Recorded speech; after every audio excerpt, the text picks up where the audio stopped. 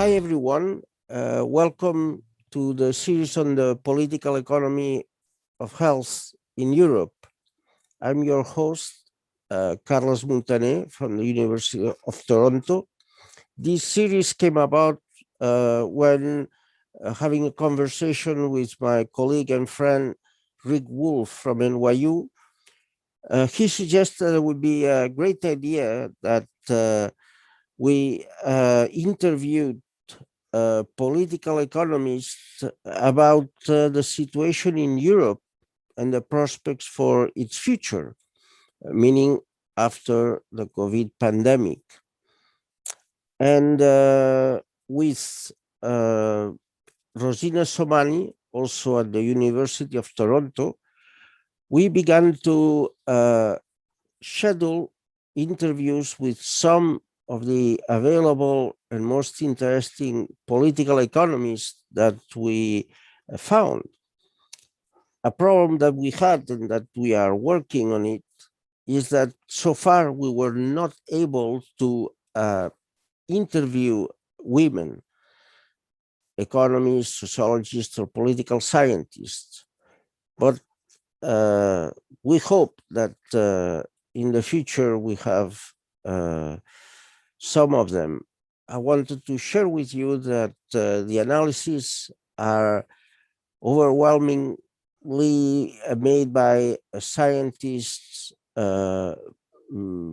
university professionals, with one exception, which is the sociologist that doubles as a politician, Carles Riera from the CUP party in Catalonia. His perspective, I think, is very fresh and kind of unique, based also on his unique insights into the political process. So without further ado, I leave you with these interviews. Please click the like if you do so, and send us your comments. So see you on the web, hopefully. Bye now. What is the current state of the political economy now, and if there is any solutions for the foreseeable future? Basically, these are the two questions that we would like you to tell us if you're so kind. We know that you worked a lot on financialization, and I imagine this is part of the response to the COVID situation, or it has worsened. You were born in Greece or in England? In Greece, in Salonika. Well, that's must be tough to be in London. Well, I've been here for such a long time. I see. You become home. Yes, inevitably. Well, if you want to share something about your background, please do so. I was born in Greece. I went to school, even secondary school in Greece, and then I came to Britain to study, to do economics, and I did my training here, and then I basically worked in the British university sector for a long time. I was politically involved in Greece before I came to England. I come from a family of left-wingers. I was politically aware, became politically aware with the fall of the dictatorship in Greece in 1974, when I was very young. I continued to be politically active in England, on the left, also on the far left.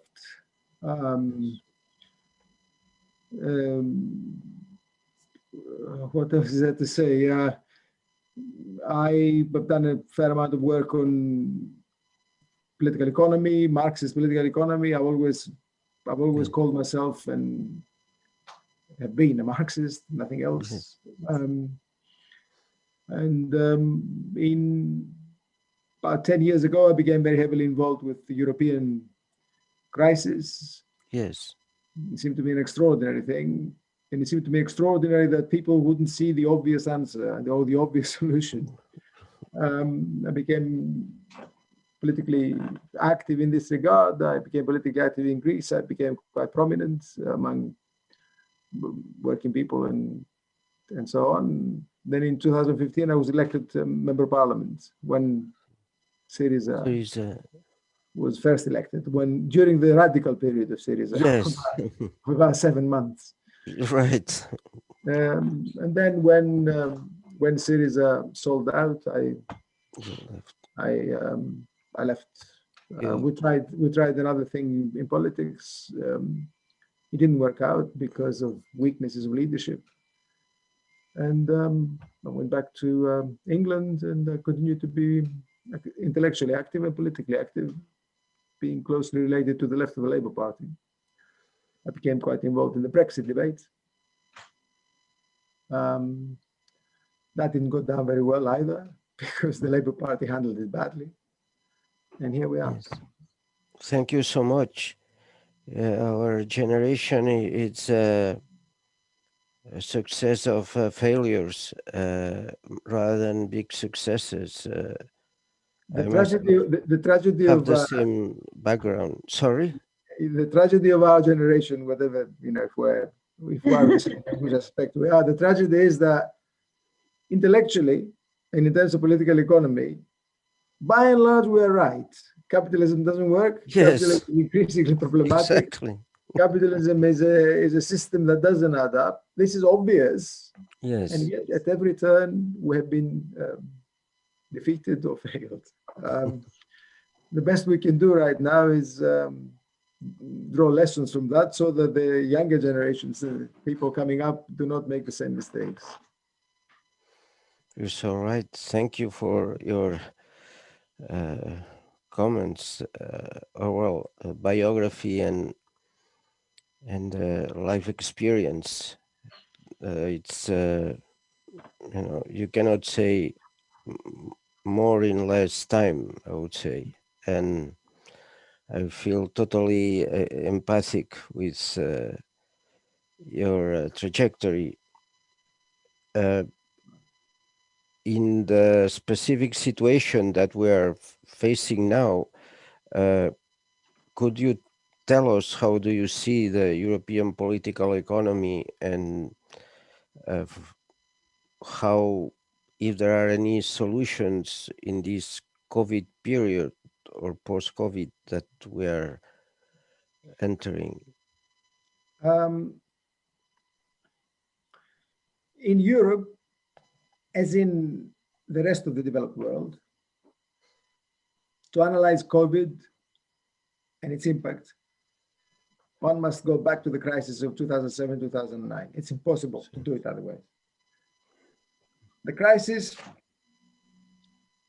of that time was global. It was particularly severe in Europe, and it took the form of the Eurozone crisis in Europe. And it lasted a lot longer. Europe did not really get out of the Eurozone crisis until 2013. The way in which it got out of that crisis was very interesting. It got out of the crisis without fundamentally changing the structural parameters of European capitalism and the basic way of interacting and operating within the European Union. There was no fundamental structural change. And by that, I mean that there was no change that actually harmed or restricted the interests of the core countries, hegemonic countries, among which the leading one is Germany. All sorts of measures were put in place, but the key factor was that German capitalism would not be disturbed in all of them. So the cost of the crisis was shifted onto working people, fundamentally working people of other countries, but to a certain extent in Germany, of German working people too, and obviously peripheral countries. where the working people of these countries, the peripheral countries, suffered very heavily. That's how Europe got out of the crisis, by forcing peripheral countries and forcing working people to accept the medicine that was delivered by essentially the capitalist class and a collection of capitalist classes in Europe, Germany being hegemonic. The result of that resolution, which basically prevailed around 2013, although it took a bit of time until it became a regime. The result of that was, of course, stagnation. Stagnation, no improvement in living conditions, no improvement for the life of the majority of people, weak economic performance, weak investment, weak accumulation, a kind of capitalism that malfunctions and malfunctions chronically. Europe has been the weakest part, the weakest component of the advanced capitalist countries the last 10 years, no question about it. Everything is below trend, and everything is worse than other similarly advanced countries, without not even thinking of comparing it to China or places where capitalism is advancing rapidly. So Europe has been caught in this situation of stagnation, effectively stagnation, with an entrenched core periphery division and sustained pressure on working people and living conditions. More inequality and precarization. A crucial part of the sustained pressure on working people is, of course, inequality, and which has become a major problem in Europe. And I stress, even in the hegemonic country, Germany is a deeply unequal country, deeply unequal. And part of the reason for Germany's rise into this hegemonic position is the pressure it has applied on its own working class and on its own people. The incomes, the 2000 reform, the conditions of labor, and so on. So European capitalism is in this predicament. COVID hit it in that state. COVID was a blow delivered to an already weakened economy. And the results are very complex, very severe, and they will not go away. And the results are particularly pronounced in peripheral countries. Spain, Greece, Portugal, the southern periphery, which is the weakest periphery, yes.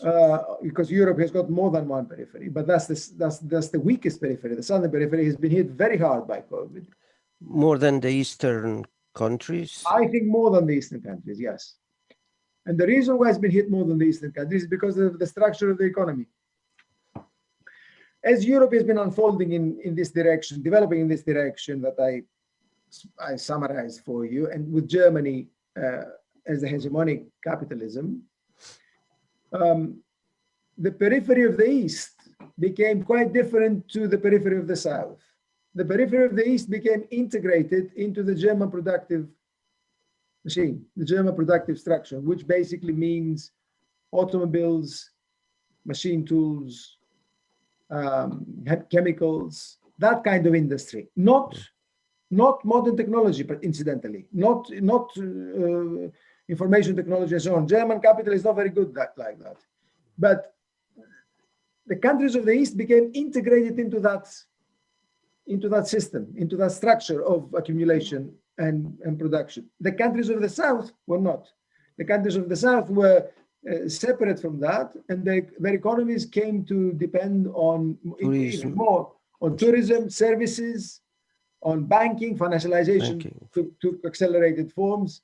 And on top of that, the state in those countries could no longer absorb surplus labor. So unemployment became a permanent weakness, a permanent problem.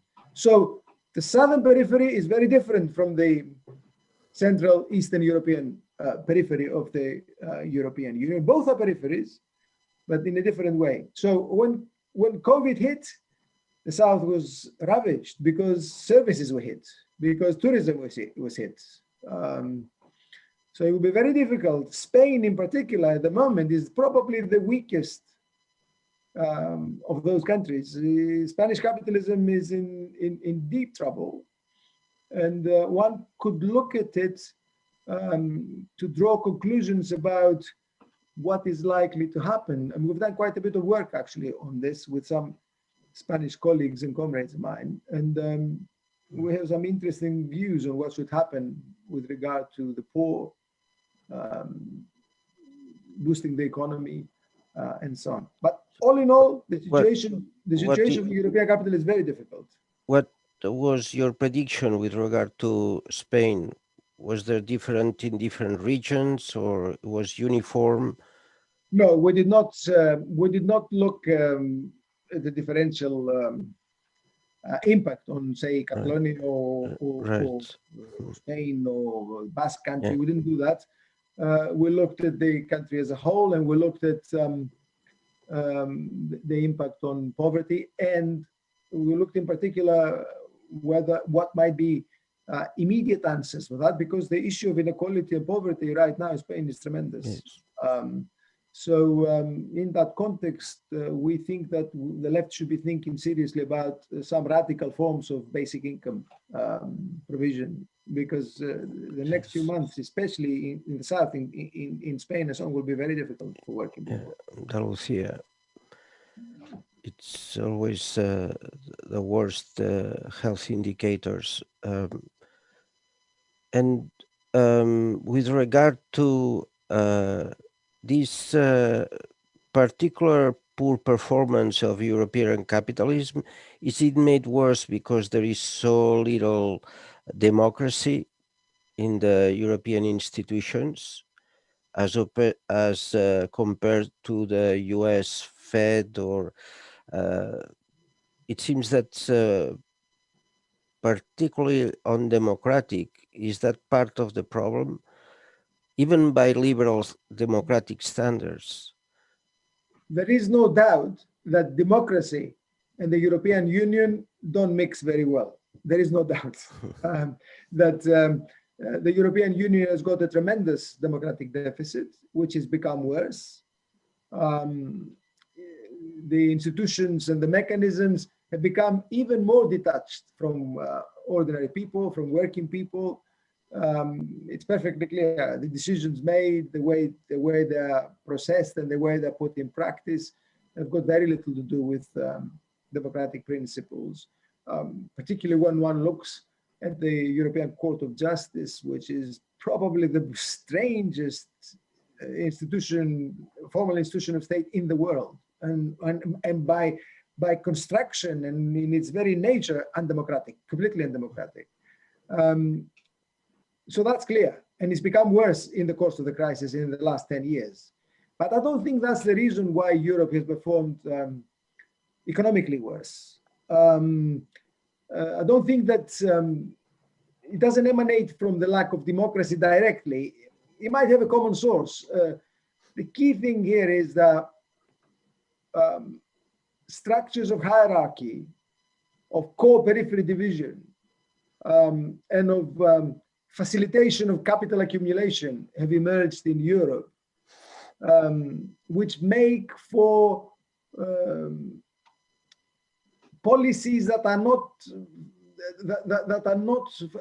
favorable to growth, are not favorable to good jobs, are not favorable to expanding good employment, to increasing wages and so on. And by doing so, they favor German hegemony. You see it very clearly in Germany. It comes from Germany. Germany is the mother lode of these policies. And the reason for the predominance of German capital in Europe is not competitiveness, technological progress, dynamism, and so on. It's not that. It's because it's suppressing its own workers more successfully than others. It's actually stronger exploitation of German workers, downward pressure on wages, that kind of thing. Originally from the East Germany, right? The millions that entered the labor market after unification That's been were very important. That's been very the important. But mini also, jobs and all. I'm that's been very sorry. important. But also, the pressure has been very heavy on the West, and the role of the trade unions has historically not been very positive in this regard. They have not Yeah, defended the yeah, conditions and wages of their workers. They struck the, a Faustian pact. So long as between there's employment, yes, we don't care about the rest. And it's true, there's been employment in Germany. Unemployment has not been as severe, but but very, good very jobs are only. not very many. And benefits are structured according to occupation, traditionally the Bismarckian type welfare state, which is very stratified. Yes, yes. So and it's become worse through the Okay. hard reforms the last 20 Hard. years. Yeah. And do you So see any political solution? How do you yeah, believe in when we look at COVID, Varoufakis type efforts, or what? I've got no time for that. I don't think that there's any future for that. But when we look at COVID, I want to say a couple of things on that. When we look at COVID is Yes, very important. The impact of COVID is very important, and it's very important for one fundamental reason. The crisis that began with COVID hit an already weakened capitalism, as I mentioned. It was already weak, but the crisis that unfolded was not simply the result of capitalistic weakness becoming even greater. Actually, the crisis was directly related to the role of the state. In a crucial way, the state caused the crisis because it shut the economy down. It created lockdowns. It imposed extraordinary conditions. We've never seen anything like it. The state shut huge areas of the economy down, forced people into their homes, stopped social life, imposed all kinds of conditions. Now, I don't want to discuss the medical side. I'm not qualified, to discuss the epidemiological and the medical side. Other people are far better than me. It makes sense. Public health wise, if I it's don't. done early, it's the best thing to do. Sure. I don't want to criticize that. All I'm saying is, what happened was the state demonstrated phenomenal, colossal power. And that's very important. Yes. It's important because the story of the last 4 decades has been the state is weak. The state is diminishing. The state cannot compete against the market. The market is hugely powerful. The state is useless. What a load of nonsense is the answer. The state today is more powerful than at any time I can see historically. I don't think there's been another period, another instance in the history of Europe when states could do what they did in a matter of days at the beginning of this year. So they shut the economy down, and as a result, you got a massive crisis, of course. I repeat, I'm not qualified to discuss the medical, epidemiological side of things. I recognize, though, what happened in the economy, okay? Yes.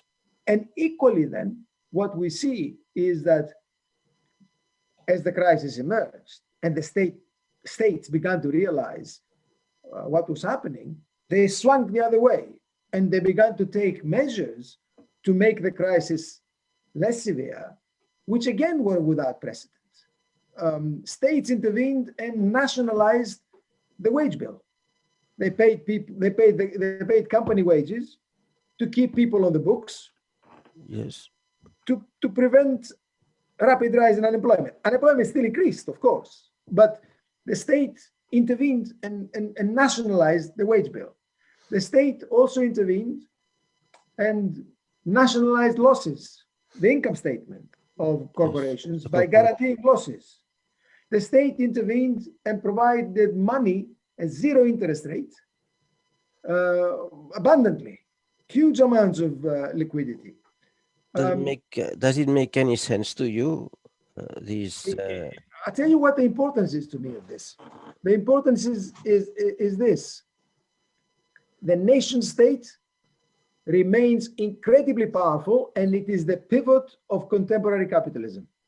Neoliberalism and financialization, which have dominated the world for 40 years, rely completely on the nation state. The nation state is phenomenally powerful. It's not true that the state has gone away. The state simply has changed the way it operates, and it defends the interests of capital in particular ways. It's choices that the state makes, class-based, class-driven choices. It decides to do certain things or not to do certain things, depending on the class interests involved. And that became very clear in the coronavirus crisis. When they had to intervene, they intervened right against all the neoliberal ideologies that we've lived through for many years. So that is of crucial importance. And when it comes to demanding other action, other measures on the part of the left or by the left, we should bear that in mind, that it is perfectly possible. There's nothing, it's a matter of choice. It is perfectly possible to have different policies that defend working class people, defend the interests of the poor.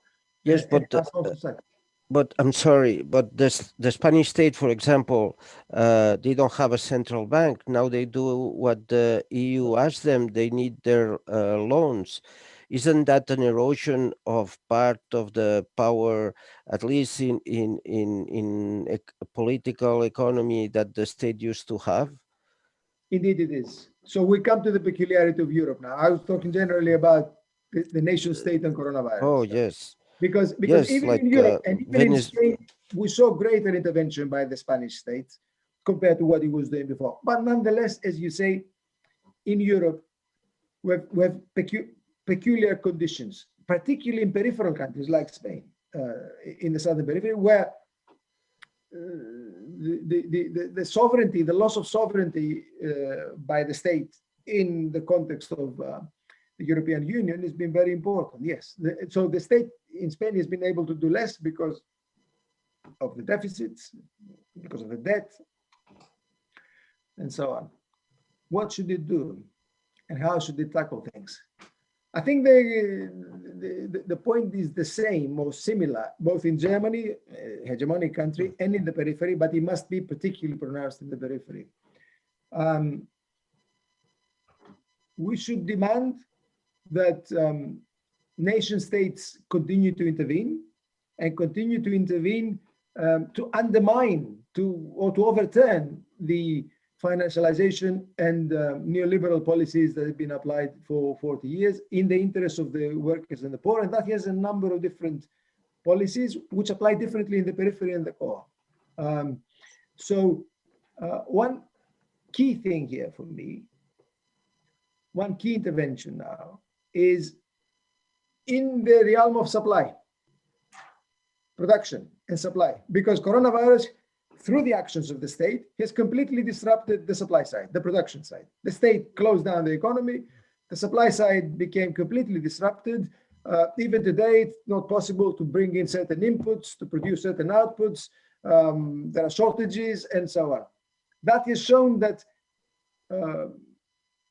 free market economies have got weaknesses of this type, and the state then proceeded to lend huge amounts of money to these companies, to a lot of these companies, which they will not find easy to repay.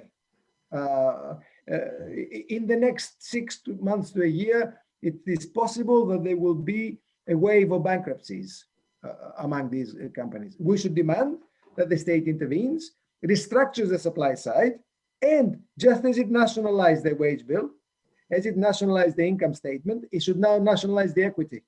If it has lent a lot of money to these corporations, if he has lent a lot of money to the corporations, then that money must become equity on the part of the state. That state should take over, and it should begin to reorganize production and supply on public principles.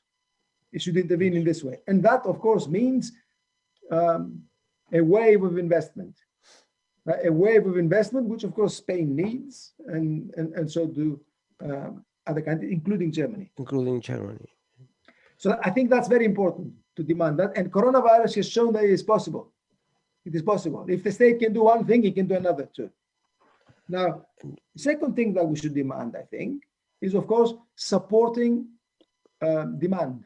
In other words, supporting people's income and people's conditions, employment, and so on, so that they can support demand, so that the economy can continue to go to move. That is difficult, but perfectly doable. As I said, as I've already indicated to you at the beginning, we should consider policies of basic income provision for the period of the pandemic. Yes. And then possibly afterwards. It is perfectly doable in Spain. We calculated it. It can be done. And other measures, welfare provision, support of minimum wages, and as I say, basic income.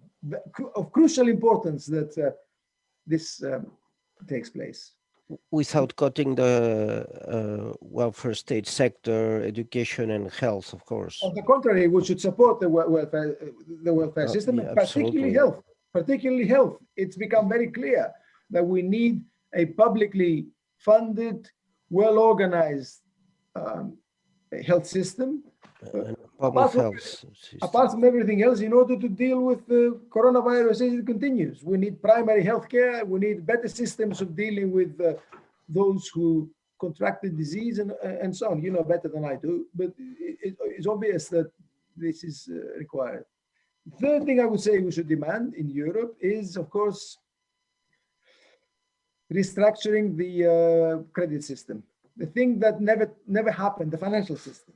The thing that never happened 10 years ago must happen now. And we need intervention, we need institutions that support investment, and we need public institutions for credit.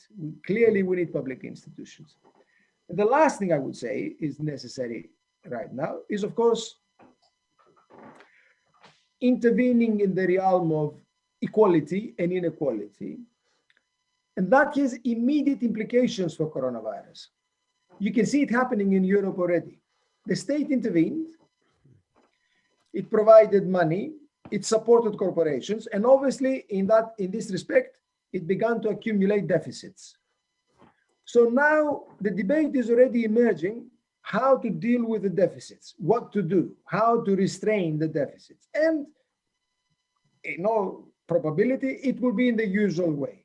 First, let's reduce expenditure, and then let's impose taxes on the poor, the population generally, and so on, and pay for the cost in this way. The argument here must be that that's not what should happen.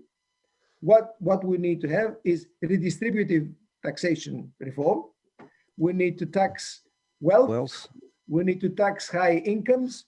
We need to tax corporation profits. We need redistributive tax reform. And in this way, we can also pay for basic income, and we can also pay for welfare support. Europe needs these things. Now, can Spain do it? It can do a lot of that. But other countries, can it be done at the European level, or it's country by country? It should be done by the nation state in Spain. They should take action and begin to do it. And Scandinavia, for example, same? How do you see it? The broad parameters are not that dissimilar. Obviously, the conditions are different because Scandinavia is not peripheral in the same way as the south of Europe is. So things have to be adjusted accordingly. But the broad parameters and the broad understanding of policy, it seems to be similar in most parts of the European Union. In a nutshell, what I'm saying is the crisis has shown that capitalism and the life of each country depends on the nation state. It is for the left to say that the nation state must take action in doing things and take this action in the interest of working people. That takes me back to the question you asked me some time ago about democracy. Yes. Democracy in practice is completely bound up with the mechanisms, institutions, and the realm of the state, of the nation state. Democracy doesn't exist outside the nation state in practice. That doesn't mean that we're not internationalists. Of course we are. And of course we seek solidarity, and we offer solidarity.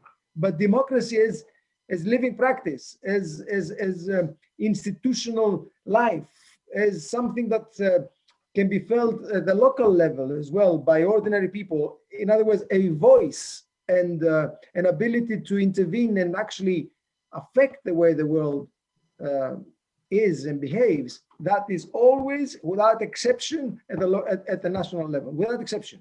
And whenever you step beyond that in these practical terms in Europe, you end up in a democratic environment. You end up in situations in which big business, large institutions and so on will begin to tell you what to do. You'll have no control over them. They will have no accountability. Very, very problematic things. So democracy must start at home. It must start at the local level. It must start with popular sovereignty, ability of people to control where they are. And then you should move beyond that to national sovereignty, and you should move to internationalism always. So in that sense, how do you see the struggle in Catalonia facing repression from still a post-fascist state in many aspects? Is that something worth fighting for, feasible politically, economically? I think so, but Catalonia has been a bit of a disappointment to me, because I followed it very closely. I took part in the mobilizations insofar as I could. I went there and spoke and tried to sense what was happening. The movement towards the opposition, the movement towards independence in Catalonia, and in opposition to the repressive Spanish regime, especially the mechanisms of privilege and political oppression in Spain, you know, Opus Dei and remnants of fascism and all that. All that is very, very important, and the fight for independence in Catalonia must be, for me, tied up with this, the fight for freedom. But it must also offer a promise. It must also offer a promise of radical social reform. Exactly. And therefore appeal to non-Catalans, and also appeal to people who moved into Catalonia the last 30, 40 years, and they made their lives in Catalonia, and they are not historically, traditionally Catalans, but their children might be. So they must also feel part of it, and they will not feel part of it if it is only a matter of national identity. Absolutely. So Catalonia, for me, when it began and it became bigger and bigger, I followed it. Our friends, I was informed, and I was amazed that this was not really appreciated. And by not appreciating this point, the Catalan movement, I felt, also did not appreciate the degree to which the Spanish state will turn around and hit them. I think that was not understood. Well, yes, that was naive, since any experience during fascism and the continuity of some key institutions would have immediately thought about that. So you know, just to sum it, you're right. I mean, to sum it up, I mean, I think these instances are very important. Scotland is similar. Yeah, is similar. Yes, similar case. It could be similar. And in Scotland, the fight for independence, the struggle for independence is very important. And I think it's very promising, and I certainly would support it as long as it has a clear, radical social dimension. As long as it promises something to working people, a better future, different policies, socialist, social democratic policies, something that English people as well and Welsh people can understand and share and support. You know, if it is just a different flag, I'm not interested. Yes, of course. You're totally right. Another type of capitalist exploitation. So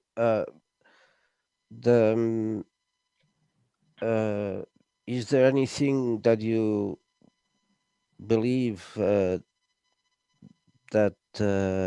you didn't say in terms of solutions? So the political project of the EU, that's chimera. It never was meant to work with from Delors and well, from its inception. And the national project has its particularities, but the nation state is still the foundation of egalitarian social transformation through class struggle, for lack of a better word. And what about the ideological battle? How to counter the uh, individualism Ah, and consumeristic ideology that permeates, for example, large bases of young in the working and middle classes. What is the best instrument to I, change I don't have ideology? I don't have an easy answer for that. I don't think an easy answer exists. I think one can structure a program and one can say that's what we need, and democracy could happen and should happen first in a popular sovereignty framework with local. Well, the right is doing it though. The right is exact, but that's Is important. doing So like but Trump, that, for example, right? but that's Uh, why. Why is it the right? I think Ideological social linguists. yes. Sorry. But I mean the answer. That is where one must look for the answer to the question you asked me what, about the ideology. If you know, we should start and say, okay, that's what we need. Why are we not doing it, and why is the right succeeding, or at least why has the right succeeded more than us? What's the difference? Well, I think what you will find two things. You will find two things related. The first is that if you look at the left, much of the left, the dominant ideology and the dominant politics of the left um, is basically identitarian. The left is become a totality that looks at identity in some of its aspects, not in all of its aspects, but in some of its aspects as the crucial thing, the fundamental thing. Identity is the crucial defining principle of modern society, and identity could mean gender, sexual preference, race, and Yes. so on. Uh, So for much of the left, politics, radical politics, politics of liberation have come to revolve around identitarianism, The postmodern, yes. a kind of postmodern understanding. Interestingly enough, among those identities, the left doesn't like to include, Class. certainly not class, obviously that's the definition, but among the identities doesn't like to include, for instance, national identity. That's a bad identity, but it is as much an identity as other identities. So somehow there is a hierarchy of identities. Some are good, some are bad. Some are okay for radical politics. Some are by definition not okay for radical politics. And so that's contradictory and not very sound as a foundation for radical politics. Class is the key thing, and class has dropped out of the equation for much of the left in ideological terms. And so when you look at it in that way, you begin to understand the need. It is, to me, it's clear across much of Europe and in the United States, the left has stopped participating in the life of the poor, of the working people, of the downtrodden, of the excluded. It has stopped looking like that, like these social strata. It has stopped being of them. The left has historically been the political expression of the poorest, the workers, the oppressed, the downtrodden. Well, that's not the case anymore. That's not the case anymore. And much of that has to do with identitarian politics. The more you talk about identity and so on, the less connected you end up being with broad working class strata and popular strata too. The answer to me must be sought in that direction. We need to reconnect with the poor, reconnect with workers, reconnect with the downtrodden. The demands are enormous. Inequality is huge. There are social pressures which are gigantic today, and we must reconnect. We must start understanding people in that way. And if they don't speak the right language, if they don't use the right pronouns, if they sound at times not particularly Articulate? sophisticated when it comes to certain expressions, and that's what people are. And you've got to work with them. You've got to be part of it. You've got to take it from where it is if you want to make it better. And That's how what I see your point, but how can you fight the structure of political parties that they get institutionalized, and in part they become so caught up into elections, even the far left, that this other aspect, which is crucial and substantial, the being an instrument for class, gets into a second stage, or at least it's my perception. I'll tell you what my experience was in practice. I can't generalize about that, and I believe countries are different from each other. But I'll tell you what my experience has been in Greece and in Britain the last 5 years. And these are very important countries for the left in the last 10 years. Very important experiences. Yeah, absolutely. The next experience coming up, which is important, is of course in the United States, but that's a different story. But Greece and Britain were very important occasions in countries. Syriza, in other words, Syriza in Greece and the Labour Party in the UK. Brexit, yeah. Now, in the case of Greece, Syriza emerged out of next to nothing. It was a marginal political organization. Sometimes made it into parliament, other times it did not.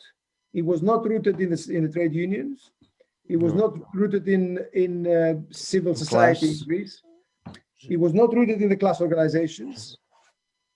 It was actually university. Not even in the universities very much. It was actually a fairly marginal political entity without much of a mechanism, and a lot of prominent individuals. When the political system went into meltdown in Greece, this marginal entity was catapulted into prominence. People looked for something new, and they looked for an answer, and they looked for it where they thought that there was promise, and it was untouched by the usual mechanisms of Greek capitalism. The problem then was not what people do, and it was not whether you have the opportunity to change things. The problem was the leadership and how that opportunity is used. The opportunity was there. It was possible to change the structures of Greek capitalism, perfectly possible. The reason why it didn't happen is because the leadership of Syriza during those 6-7 months was either confused completely about the politics, or did not want to fight, did not want to challenge, believed that they could obtain things by being friendly or avoiding. Yes, middle class. Well, that's sort of. And then so the opportunity arose, and the left lost it. And then you look at Britain, which followed. Yes. What happened in Britain?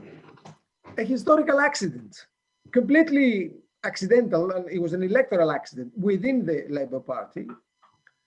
The left succeeded in electing a left leader, which under normal circumstances would have been impossible in the Labour Party. But well, the first election of what's the new Labour leader? The first new Labour leader. You mean Blair, Tony Blair? Yes, any leftist would have won that election. So in some sense, he could have been from the far left, and he would have won his election. People wanted to change. Maybe. But when Corbyn won, it was an accident. Right? Nobody expected it. It was an accident. So Corbyn won. Now that was a monumental, that was a major incident. The left managed to take over the Labour Party.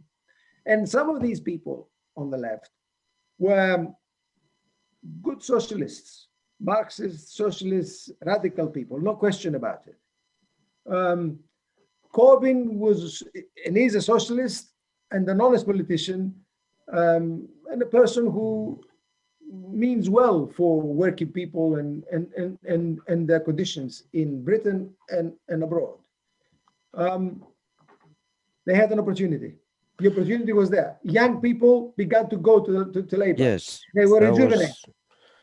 It became massive. encouraging. Yes. Yes, it became massive. So it is possible. The opportunity was once again, it was perfectly possible. What happened? The left missed the chance. The left He didn't understand the power of nationalism. Is that? I'm not so sure. I think the key thing here was Brexit. Yes. The left of Labour did not have the strength of opinion and of belief to come out and say the British people have voted for Brexit, the working class people have voted for Brexit. That's what it is. That's the democratic condition. That is not necessarily a bad thing because it means that we can apply our program. Yes. Radical program. Let's discuss it. Let's openly decide what is the best line to follow in this Brexit condition. And let's make sure that the country moves in a socialist direction. And if they had done that, I believe that they would have won the government and they would have been in power. But they didn't. And they didn't because they've been cut off from the working people, the working class of this country. They didn't understand it. So it was the left again that basically failed to grasp the opportunity. Answering your question, it is possible. The system is powerful. It presents you with obstacles. It makes it very difficult to do things, but opportunities come. It is perfectly possible to do it. The world keeps moving in massive crises. It contradicts itself all the time. The key thing is to have clear vision, and when it comes, to be able to act. And that is the biggest problem with the left. That is the biggest problem with the left at the moment, if you ask me. Thank you so much. And do you think, without wanting to abuse your time, there is an issue regarding what you said that I would like to ask you. Do you think that these windows of opportunity that liberal democracy open are threatened by loss of democracy in Europe and, of course, in other places of the world as well? Or do you think that the institutions are robust enough that they can manage to bring these opportunities like you gave to of major importance? No, I've got zero confidence in the institutions of politics and social management in Europe or anywhere else. I've got zero confidence. Of course, they differ from country to country, but one can generalize. I believe, as I indicated to you previously, that undemocratic currents and pressures are observed in Europe, and they have to do with the failures of the left to connect with working people. And so the right and the far right and the autocratic right take advantage of that. I think that this is likely to become worse. And it's likely to become worse for two reasons that we've seen, coronavirus reasons. First of all, when the state tries certain things and succeeds, like a lockdown, like intervention, like policing people by using the new technology and so on, the state doesn't forget. These things are there. They have ended the practice of the state. So they know, and they've shown that they can spy on us, they can follow us, they can trace us, they can do many, many things. So that is not a good sign for individual rights and for democratic rights. So that's the first thing that is very, very worrying right now. And the second is, of course, coronavirus has strengthened inordinately the power of a few large corporations. It was in the nature of the crisis, right? Because of delivery from a distance and using the internet, these large oligopolies and large monopolies have become even richer and even more powerful today.